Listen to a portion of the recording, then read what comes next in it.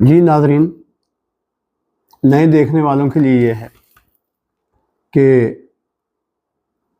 جب آپ اپنے سوال بھیجتے ہیں تو اس میں جو میں عبارت پڑھتا ہوں کہ یہ سوال ہے آپ کا، کچھ لوگ کہتے ہیں کہ ہمارا نام نہ اور ہمارا سوال نہ، بہت اچھی بات ہے، ٹھیک ہے، مگر جو آپ سوالات بھیجتے ہیں وہ اس کا جواب منوہن قرآن سے دیا جاتا ہے۔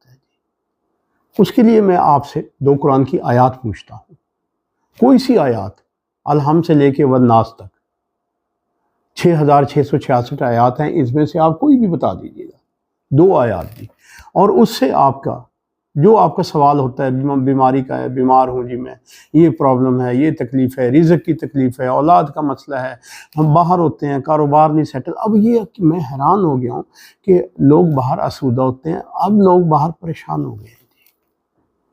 یہ کوئی ایسی ایک لہر سی آئی ہے کہ جتنے میں ایسے مل رہے ہیں وہ پریشانیوں کے مل رہے ہیں، یا کوئی فراڈ کی نظر ہو گیا ہے، یا کوئی نہ کوئی مسئلہ ہو گیا ایسا جی وہ۔ تو آپ الحمدللہ پوچھئے، قرآن سے جواب دیں گے ہم، قرآن سے۔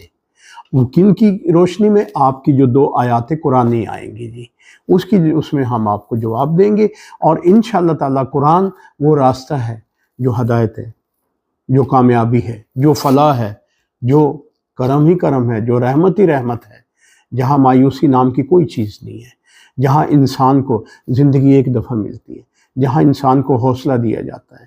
جس قرآن سے حوصلہ ملے، جس قرآن سے آپ کی عبادات ملیں، جس قرآن سے لو لگاؤ، اللہ کی ذات سے لو لگاؤ۔